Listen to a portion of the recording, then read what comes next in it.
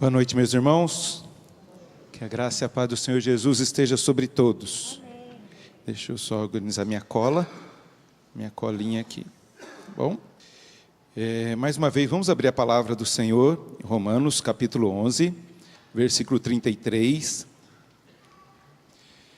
Depois de Paulo explanar a teologia da salvação, até aqui o capítulo 11, no final de toda essa exposição sobre a salvação que nós temos em Cristo Jesus, só resta ele expressar isso, fazer essa oração aqui diante do Senhor. Romanos 11, 33, diz assim: ó profundidade da riqueza, tanto da sabedoria como do conhecimento de Deus! Quão insondáveis são os seus juízos, e quão inescrutáveis os seus caminhos. Quem, pois, conheceu a mente do Senhor? Ou quem foi o seu conselheiro? Ou quem primeiro deu a ele para que lhe venha a ser restituído? Porque dele, e por meio dele, e para ele são todas as coisas. A ele, pois, a glória eternamente. Amém. Que essa expressão do apóstolo Paulo, diante da grandeza de Deus, como que Deus é insondável, como que não dá para termos pleno conhecimento de Deus, como que ele vê esse Deus majestoso, e ele faz essa declaração linda e maravilhosa. Alguns teólogos dizem que esse texto de 33 a 36 era um cântico que a igreja cantava, adorando e glorificando ao Senhor. Então nós estamos aqui na nossa aula, a segunda aula de teontologia. E o que é teontologia, né? O que é... Isso, é isso aqui mesmo. Teontologia é a doutrina que estuda o ser de Deus, ou teologia propriamente dita. Por quê? Vamos falar sobre Deus. Pois ela lida com a divindade. Esse campo da teologia busca entender em que sentido Deus pode ser conhecido e quais as consequências desse conhecimento para a vida do homem. Então nós vimos, que Theos vem de Deus, ontos do verbo, da mesma raiz do verbo eimi, que quer dizer eu sou, ou ser, existir, e logos, palavra, reflexão, estudo. Então o estudo do ser de Deus. Quando nós falamos que vamos estudar Deus, nós temos que ter em mente que a gente só pode conhecer Deus daquilo que Deus se revela a nós. Nós só conhecemos a Deus por aquilo que Ele se revela, porque o Deus é muito mais do que aquilo que Ele se revelou na palavra. Então Deus é conhecível, mas é incompreensível.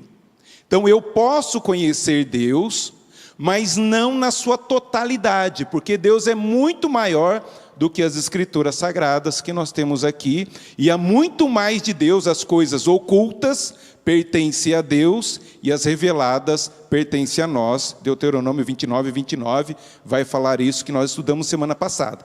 Então nós podemos conhecer Deus, mas naquilo que Ele revela para nós, mas também Deus é incompreensível, não que eu não entenda, é incompreensível, que eu nunca vou esgotar de conhecer a Deus, mesmo na eternidade. Quando nós estivermos no céu, nós vamos continuar a conhecer e compreender esse Deus. E de eternidade em eternidade, Ele é Deus, e nós vamos passar a eternidade assim. Certo? Deus é inesgotável, Ele é pleno em tudo que Ele é, e a gente é muito finito, muito limitado. E então a gente viu semana passada que como nós podemos conhecer a Deus de modo verdadeiro, Nós podemos conhecer através da Bíblia, a Escritura Sagrada. A Bíblia mostra quem Deus é, usamos vários textos nisso aí. Se você quer a lição passada, nós vamos colocar no grupo de WhatsApp, tá? Tem um grupo de WhatsApp, onde a gente coloca as lições. Todo esse PowerPoint vai estar lá na lição, vai estar lá nesse WhatsApp. Mas você tem que dar um nome, colocar o seu telefone, vai mandar um link para você adicionar, tá bom? Não é um WhatsApp de você ficar conversando, é de receber as informações apenas. Então, através da Bíblia Sagrada, nós vimos também através dos nomes de Deus. Deus se revela através dos seus nomes, e a gente vai conhecendo a Deus. E nós conhecemos a Deus também de maneira mais profunda, através dos atributos de Deus. E é isso que nós vamos conversar hoje, dando continuidade à nossa lição sobre os atributos de Deus. E o que são atributos de Deus? Conceito básico: os atributos são aquelas qualidades de Deus que constituem o que Ele é, as características de sua natureza. A Bíblia revela a essência de Deus através de nomes, mas principalmente mediante atributos. Então nós vamos estudar esses atributos de Deus para nós conhecermos mais e mais o nosso Deus. E conhecendo a Deus, nós vamos adorá-lo de maneira correta. Quanto mais eu conheço a Deus, mais eu me conheço, e de maneira melhor eu o adoro, eu o glorifico, porque a gente vai adorar de maneira correta o Senhor.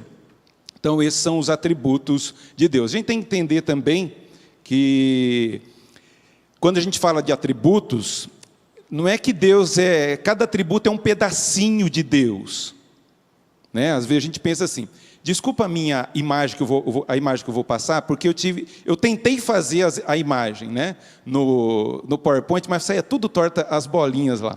Então eu tirei foto do livro, tá bom? Para vocês entenderem o que eu estou querendo dizer aí, né? Olha lá, ó.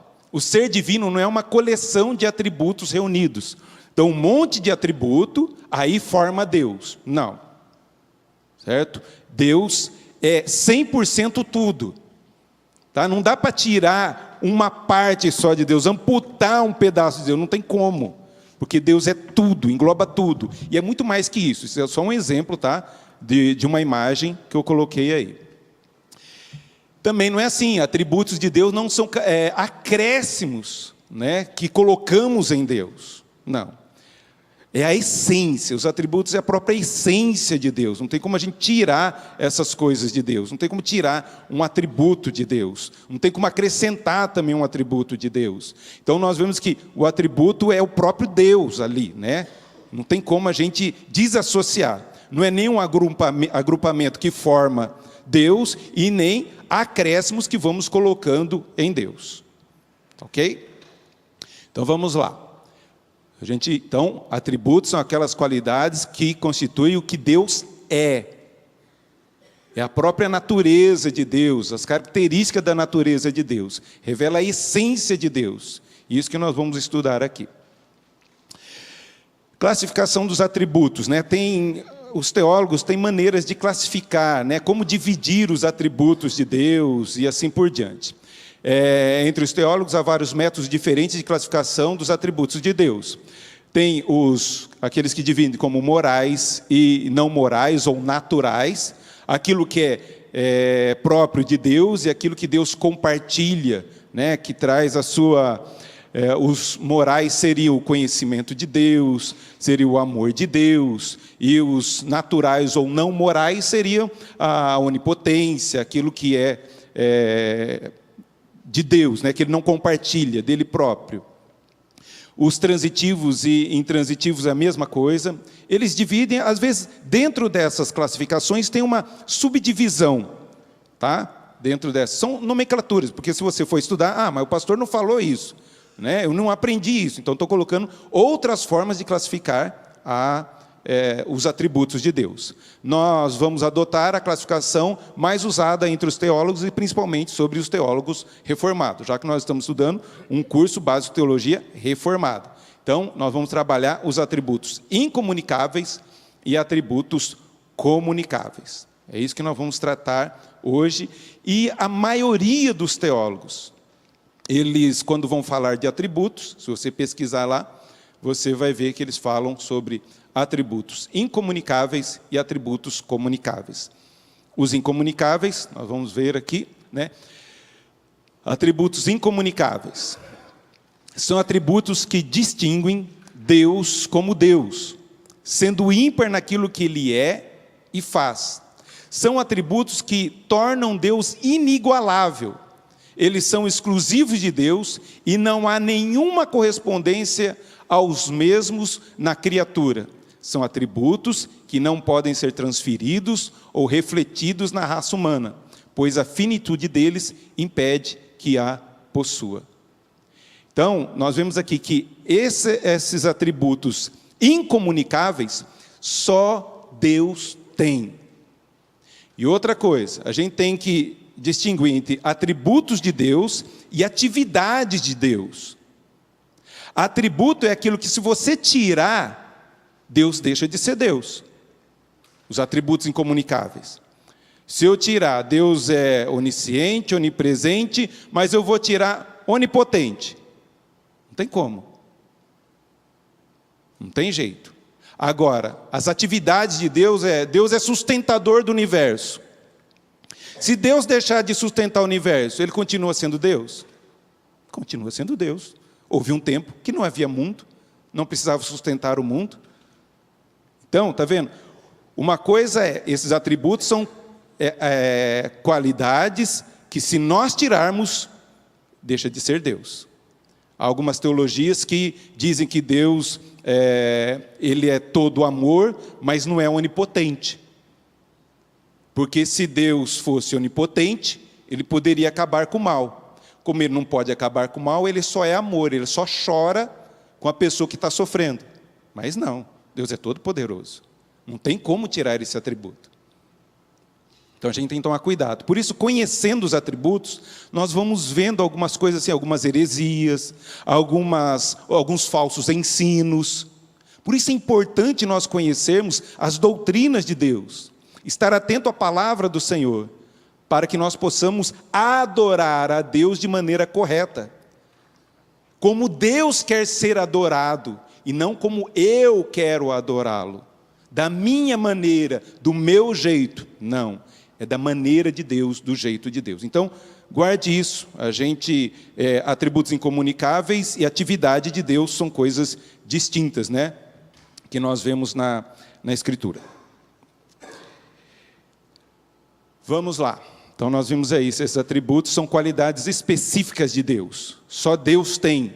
Nós não temos, nenhum outro ser tem. Somente Deus é esses atributos aqui.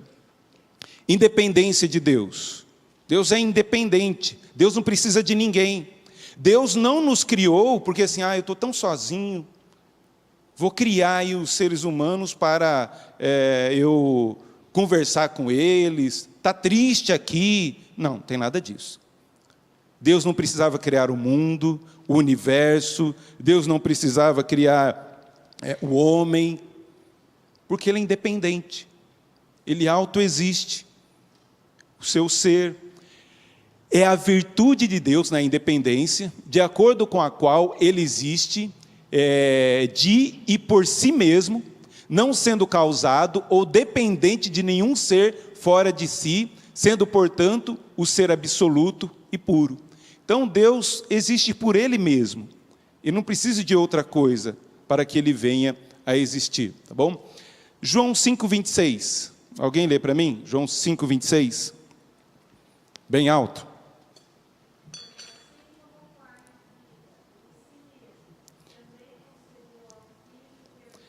Então, o Pai tem vida em quê? Em si mesmo.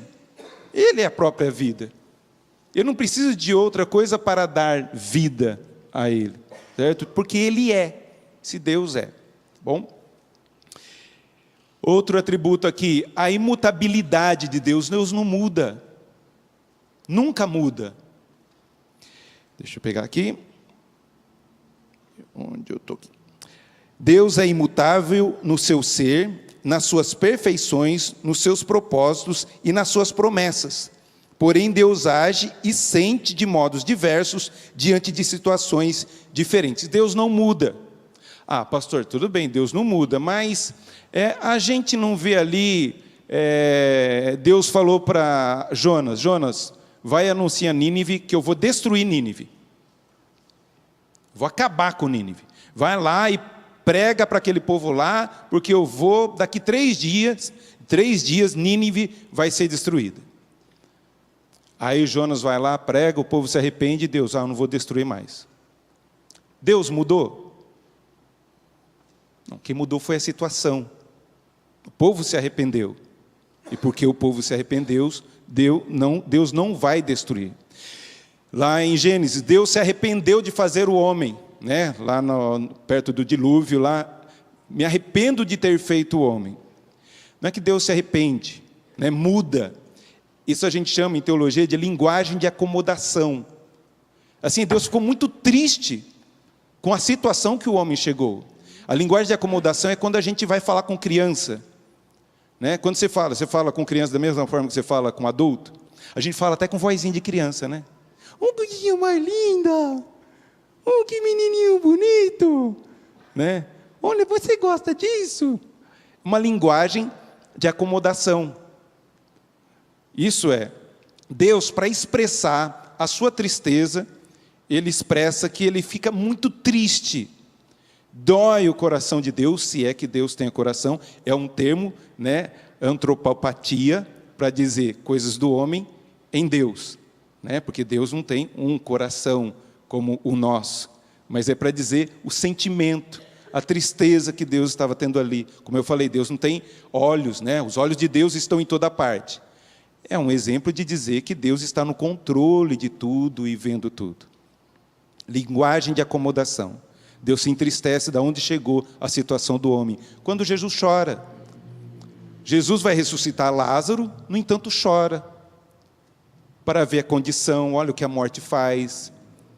Como amigo. Quando ele entra em Jerusalém também. Jerusalém, quantas vezes quis recolher vocês debaixo das minhas asas. Deus quis recolher debaixo das asas. Deus se entristece com a situação onde chegou a raça humana. Nessa situação. Então Deus não muda. A situação que muda para Deus agir. Não ande nesse caminho, porque você vai ser destruído. Mas se você se arrepender, eu vou te abençoar. Então é nessa situação. Mas Deus é imutável. Olha aí, Tiago capítulo 1, 7. Tem muitos outros textos, eu coloquei só alguns para a gente caminhar. Senão a gente não sai aqui. Cada atributo desse é uma aula. Tá? A gente só está dando uma pincelada. Pode ler? Pode ler. Não supõe esse homem que alcançará do Senhor alguma coisa. Não é. 17, é 17? Já. 1,17, eu que errei lá, ó, me perdoa. 1,17. Toda boa dávida e todo dom perfeito são lá do alto, descendo do Pai das luzes, em que não pode existir variação ou sombra de mudança. Não tem sombra, não tem variação em Deus. Deus é imutável nas suas promessas. Se Ele prometeu, Ele vai cumprir. Se Ele disse algo, vai acontecer. Porque a palavra de Deus é fiel, é verdadeira. Por isso, a gente tem que entender e compreender isso. Nós vemos também que Deus é eterno. Essa eternidade de Deus que me deixa assim abismado. Quanto mais eu estudo sobre a eternidade de Deus, é algo maravilhoso. Está lá. Deus não tem princípio, nem fim, nem sucessão de momentos no seu próprio ser. E percebe todo o tempo com igual realismo. Ele, porém, percebe os acontecimentos no tempo e age no tempo. Salmo 92 diz que de eternidade em eternidade tu és Deus. Imagina, antes, durante e depois. De eternidade em eternidade, algo eterno. Mas assim, quando fala que Deus é eterno, Deus, e fala de tempo aí, Deus não está preso ao tempo e ao espaço. Primeiro vamos colocar do tempo, depois a gente vai falar sobre a onipresença de Deus. Deus não está preso ao tempo. Deus sabe o que vai acontecer lá no fim. Antes de criar todas as coisas, Deus já sabia o que ia acontecer. E eu achei a imagem também, tentei fazer o desenho, não teve jeito, tá? Tirei foto, para expressar, para explicar essa eternidade de Deus. Olha que coisa tremenda, né? Tem antes da criação, Ele é Deus, de eternidade, antes da criação. Deus está vendo a criação, a obra de Cristo, a nossa vida hoje, o juízo final e a eternidade lá na frente. Tudo ao mesmo tempo. Dá para conceber isso? Ele olha tudo ao mesmo tempo, mas só age no tempo, porque é da sua natureza isso. Ele não vai mudar o passado, e ele nem vai mudar o futuro. Ele age no presente, nesse tempo. Isso faz com que eu entenda muitas coisas da teologia, da salvação, como diz lá no Salmo 139. Todos os meus dias foram escritos e determinados, quando nenhum deles havia ainda. Deus escreveu que no dia 20 de março, eu estaria aqui falando para vocês.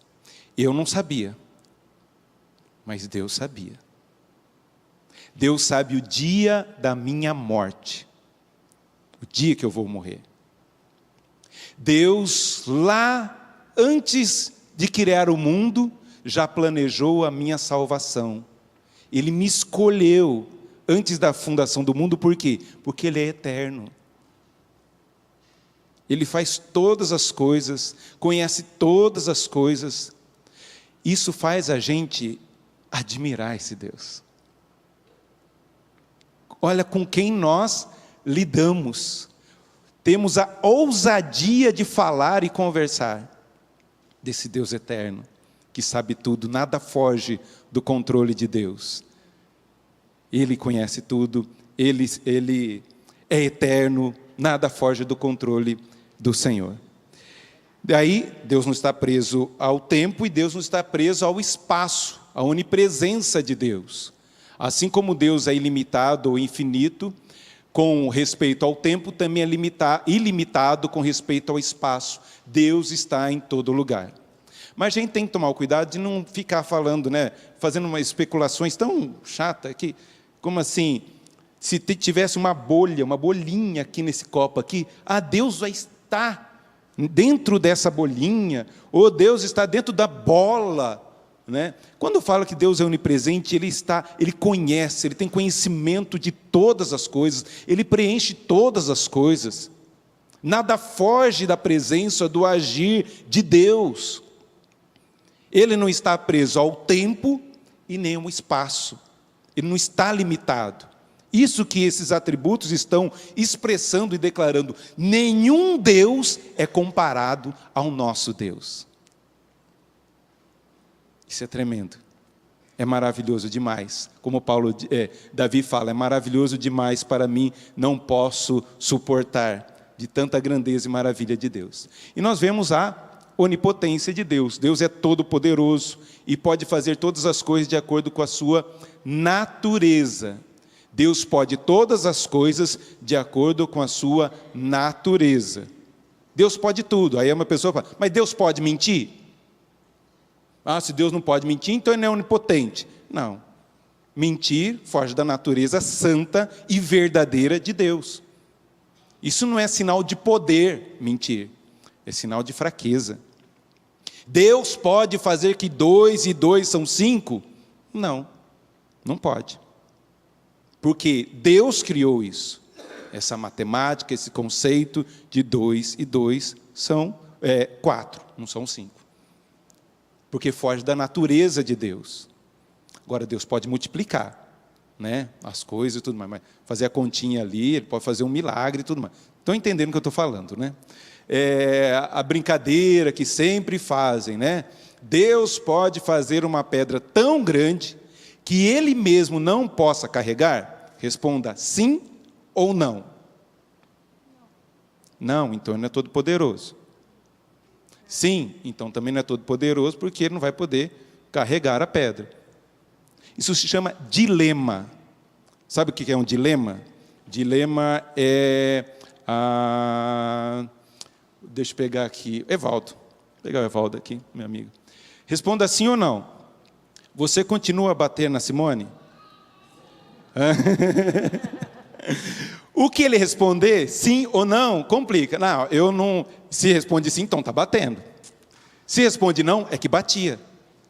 É um dilema, não tem como fugir disso. Eram as pegadinhas que os filósofos faziam com os cristãos e tudo mais. Deus não pode fugir da natureza dele, não vai construir algo para quê? Que ele mesmo possa carregar. Foge da sua natureza, essas questões. Então, por isso que eu enfatizei essa questão da sua natureza.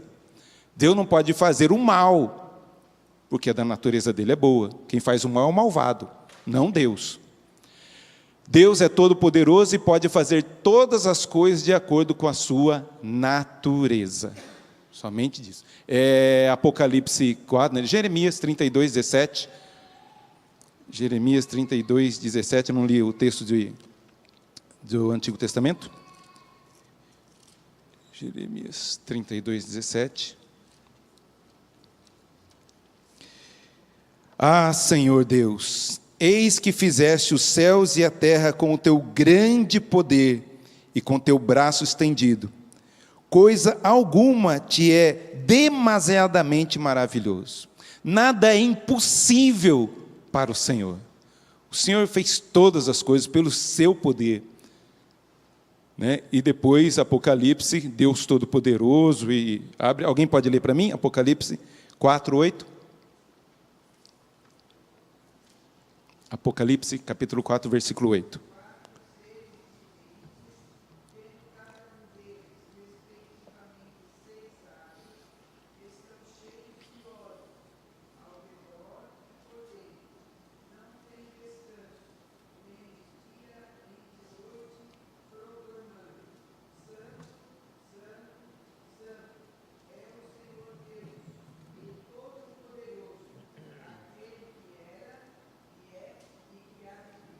Aí todos os atributos ali, né, a santidade de Deus, né, a onipresença de Deus, a onipotência de Deus, todo poderoso é o nosso Deus. Ele pode todas as coisas, de acordo com a sua natureza.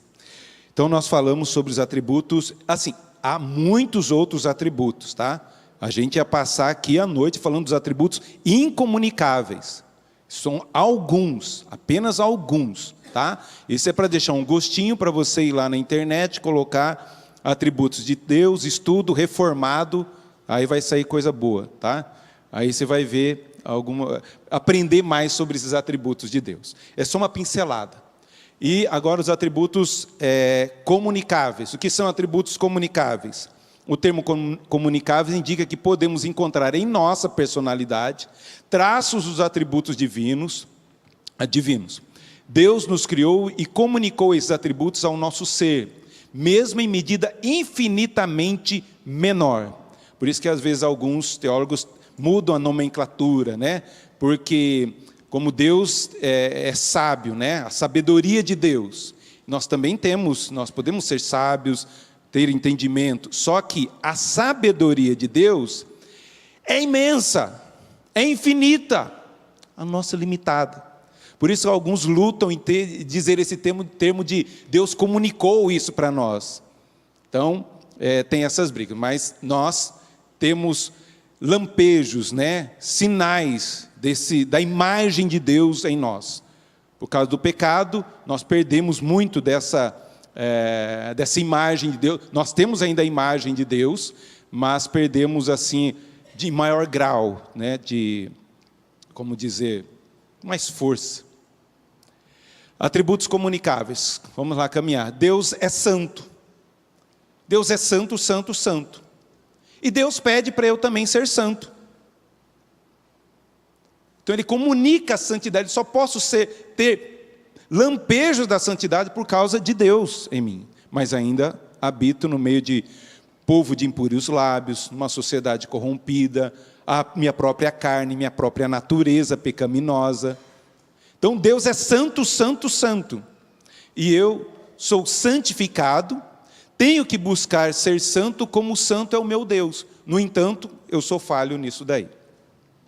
Então, dizer que Deus tem como atributo a santidade é dizer que Ele é separado do pecado e dedica-se a buscar a sua própria honra.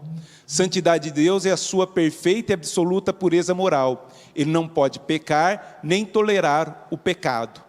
1 Pedro 1,16 vai dizer isso: sede santos como o Senhor é santo. É uma ordem. E nós só podemos ser santos por causa do sangue de Jesus, o Espírito Santo que habita em nós, que persevera para nós andarmos nos caminhos do Senhor. Mas mesmo assim, nós pecamos e falhamos. Então, a santidade é um atributo comunicável. Deus é santo e nós também podemos nos santificar. Deixa eu caminhar um pouquinho aí. Deus é justo, eu também tenho um senso de justiça, mas a minha justiça é falha. Eu não conheço todo o que está acontecendo. Agora, Deus é totalmente justo, Ele sabe fazer a sua justiça correta. Dizer que Deus é justo é dizer que Deus sempre age segundo o que é justo, e que Ele mesmo é o parâmetro da justiça, né? Deus vai cumprir os seus juízos. Salmo 119. Salmo 119, está errado aí, tá? Salmo 119, 137. Alguém lê para mim? Salmo 119, versículo 137.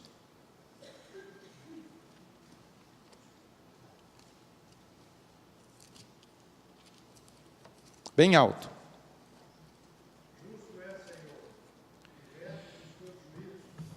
Justo é, Senhor, e reto, os juízos de Deus, né? A disciplina de Deus, a mão de Deus, Deus vai fazer de maneira correta. Lembrando, Deus nunca vai condenar o inocente, Deus nunca vai mandar para o inferno o inocente. A gente fica preocupado, mas quem que vai para o inferno? Mas fulano, a gente fica preocupado. Deixe nas mãos do Senhor, Deus é justo. Ele vai fazer justiça de acordo com o seu querer, a sua vontade, e a vontade dele, o querer dele, a justiça dele é correta. Não desvia, a nossa não é falha. A gente que acha que fulano devia ser tratado assim, mas a gente não conhece o coração. Vocês acertaram aí, Salmo 119, 137. Depois eu tenho que acertar isso aí. Deus é misericordioso. Nós também temos misericórdia, temos compaixão, só que num nível muito, muito, muito raso, comparado à grandeza de Deus. Lucas 6,36, sede misericordiosos, como misericordioso é o vosso Pai. Eu tenho que ter essa misericórdia, eu tenho que exercer essa misericórdia, porque isso reflete a glória de Deus, a imagem de Deus em nós. Certo? Vamos lá. Deus é amor, eu amo, mas o meu amor é limitado, não é como o amor de Deus. Desculpa, eu vou ler de novo, vou ler a misericórdia de Deus. Tá? A misericórdia de Deus é a divina bondade em ação com respeito às misérias de suas criaturas, bondade que se comove a favor deles, provendo o seu alívio, e no caso de pecadores impenitentes, demonstrando paciência longânime. Então a gente viu, sede misericordiosos, como misericordioso é o vosso Pai. E Deus é amor. Dizer que Deus tem amor como atributo é dizer que Ele se doa eternamente aos outros. Imitamos esse atributo comunicável de Deus, antes de mais nada, amando também a Deus e depois amando os outros, assim como Deus ama, porque Deus é amor. É um atributo de Deus. Eu poderia colocar muitos e muitos outros atributos comunicáveis, mas a gente não ia sair daqui hoje. Só coloquei alguns para nós meditarmos e compreendermos um pouco essa distinção entre atributos incomunicáveis e atributos comunicáveis. Tá ok? Tá bom, pastor, a gente aprende tudo isso, como eu sempre gosto, né? A gente aprende tudo isso aí? Isso. Para quê? Para a gente adorar melhor a Deus, conhecer mais a Deus, conhecer o que Deus quer. Todos esses atributos faz o quê? Como eu disse, assim sou eu, né? Eu fico de boca aberta, eu admiro. Por isso, a prática de conhecermos a Deus, os seus atributos, é isso, a adoração a Deus. Vamos ver aqui uma aplicação para a nossa vida. Aplicação prática dos atributos de Deus. Eu conhecendo os atributos de Deus, Isso me leva à adoração. Romanos 11:33. Ó profundidade da riqueza, tanto do conhecimento quanto da sabedoria de Deus. Ele fica admirado de como Deus é insondável. E quando eu contemplo essas maravilhas de Deus, de quem Deus é, gera adoração, faz eu me prostrar diante do Senhor. O Salmo 139, né, fica maravilhado com a grandeza de Deus. Se eu subo aos céus, lá estás. Se eu faço a cama no mais profundo abismo, lá estás também, Senhor. Não tem como fugir do Senhor. Eu fico maravilhado. Quando eu conheço a Deus, tem que me levar à adoração. Se for conhecer a Deus só por conhecer, não é nada. Tem muita gente que conhece essas doutrinas, mas não vive. Não reflete essa glória de Deus e não adora a Deus. Humilhação. Nós somos humilhados, né? Desculpa, faltou um tio ali na humilhação ali, tá? Olha só, como que quando eu contemplo a Deus, o que gera em mim? Eu me humilhar na presença da grandeza desse Deus. Quem sou eu para ficar mandando em Deus? Quem sou eu para dar ordens a Deus? Quem sou eu para determinar algo e mandar Deus fazer? Quem sou eu? Quando eu conheço a Deus, sei quem Ele é, faz com que eu me aproxime diante dEle com humilhação, com humildade. Eu me humilhar na presença do Senhor. Até os anjos, serafins, né, 6 asas, com 2 cobrem o rosto, porque eles estão na presença do Deus Todo-Poderoso, Santo, Santo, Santo. Eles escondem o rosto, porque eles estão diante de Deus. Eles estão ali sentindo pequeno demais. Tem que provocar essa humilhação em nós. Assim também Isaías: ai de mim que sou pecador, estou diante desse Deus Santo. Ele se prostra, reconhecendo o seu pecado. Quanto mais eu conheço a Deus, mais eu diminuo e mais Deus cresce. Mais eu me humilho na presença do Senhor.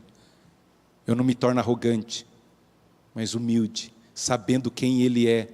Lucas 5:8, na pesca maravilhosa, né? Pedro fica assim maravilhado. Senhor, afasta de mim, porque eu sou pecador. Ele se prostra diante de Jesus e abaixa a cabeça, porque ele fica maravilhado, porque ele reconhece que ali tem Deus. Deus está ali. Por isso ele se humilha na presença do Senhor. Quando eu conheço a Deus e sei quem Deus é, traz conforto a mim. Eu sei que todas as coisas cooperam para o bem daqueles que amam a Deus. Porque Deus tem o conhecimento de tudo, porque tudo que acontece na minha vida passa pela mão de Deus. E se passa pela mão de Deus, eu vou me confortar em Deus, ainda que eu não entenda. A morte prematura de um filho, um acidente grave, uma doença, eu não entendo como isso, muitas vezes, possa colaborar para o bem. Tem gente que quer consolar, né? Às vezes um enlutado, perdeu um filho, e chega na pessoa: Deus levou o seu filho porque Ele quer ensinar algo a você.